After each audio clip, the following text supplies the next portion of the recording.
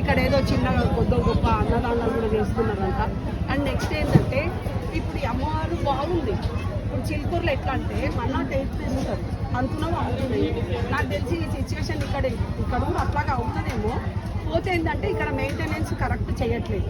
Next time నన్ను వీడియోలో చూసి ఏమన్నా నాకేమి ఇబ్బంది లేదు, నాకు భయం లేదు. ఇక్కడ ఏంటంటే మెయింటెనెన్స్ ఒకటి చేయాలి, క్యూ లైన్స్ కట్టాలి. అక్కడ కొంచెం డబ్బుల విషయానికి వచ్చే వరకు కొంచెం కమర్షియలే అనిపిస్తుంది నాకైతే, ఉన్నది చెప్తున్నాను. అట్లా చేయొద్దు. ఇప్పుడు బీద వాళ్ళు వస్తారు, ఎందుకు వస్తారు? ఒక ముడుపు కడుతున్నారంటే వాళ్ళ బాధ ఉండే వస్తారు. ముడుపు కట్టడానికి 100, కొబ్బరికాయకి 100. అసలు దేవుడైతే ఉంటాడు అనుకో, నేనైతే చెప్తున్నాను ఉన్నట్టు.